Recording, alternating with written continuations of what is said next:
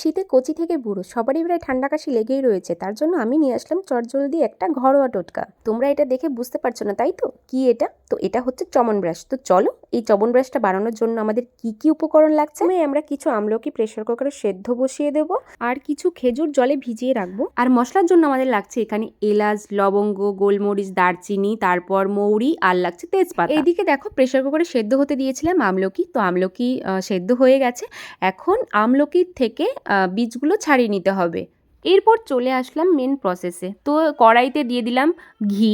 তো ঘিটা গরম হওয়ার পর এখন হচ্ছে আমলকিটা পেস্ট করে নিয়েছিলাম, তো সেই আমলকি পেস্টটাই এখন কড়াইতে দিয়ে দিচ্ছি। তারপর হচ্ছে ঘির সাথে আমলকির পেস্টটা একদম ভালোভাবে মিশিয়ে নিতে হবে। তো এখানে আমার বড় একটা মিস্টেক হয়ে গেছে, তোমাদের বলা হয়নি। তো আদা তুলসী পাতাটা আমার দেখানো হয়নি ভিডিওতে। আদা তুলসী পাতা আর ভেজানো খেজুরটা পেস্ট করে তারপর হচ্ছে এখন দিয়ে দিলাম। তো ভালো করে এখন সব কিছু মিক্স করে নিতে হবে। এরপর এখন দিয়ে দেবো এর মধ্যে গুড়। তো ভালোভাবে এখন গুড় দিয়ে ভালোভাবে কিছুক্ষণ ফুটিয়ে নেব। এরপর সেই গোটা মশলাটা ড্রাই রোস্ট করে তারপর গুঁড়ো করে এখন হচ্ছে এর মধ্যে দিয়ে দেব। আর এর মধ্যে হচ্ছে লবণও মিক্সড করা আছে, তোমরা তোমাদের স্বাদ অনুযায়ী লবণটা দিয়ে নেবে। তারপর দেখো আমি সব কিছু একদম ভালোভাবে মিশিয়ে নিয়েছি। এরপর এখন দিয়ে দেব এর মধ্যে আমি মধু। তো হচ্ছে দেখো এখন মধু দিয়ে দিচ্ছি। মধুটা দিয়ে ভালোভাবে মিক্সড করে নিয়েছি। এখন বর যাচ্ছে হচ্ছে আমাকে টেস্ট করাতে। তো রিভিউটা শোনো।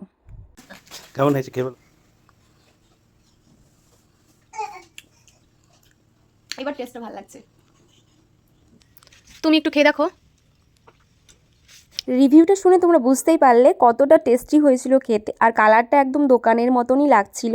আর এই চপনপ্রাশ বানানোর ফুল ক্রেডিটটাই হচ্ছে আমার বরের ওপর যাচ্ছে, এখানে আমি একটু হেল্প করতে পারিনি। হ্যাঁ, তো মা হেল্প করেছে বরকে। তো যাই হোক, আমি মনে করি দোকানের চবনপ্রাশের থেকে যদি ঘরোয়াভাবে এইভাবে চবনপ্রাশ বানিয়ে বাচ্চাদেরকে খাওয়ানো হয় তাহলে হেলথের জন্য খুবই ভালো। তো এইভাবে তোমরা বাড়িতে ট্রাই করতে পারো। তো ভিডিওটা তোমাদের কেমন লাগলো কমেন্টসে জানিও। দেখা হচ্ছে নেক্সট কোনো মিনি ব্লগে। ততক্ষণ সবাই ভালো থেকো, টাটা।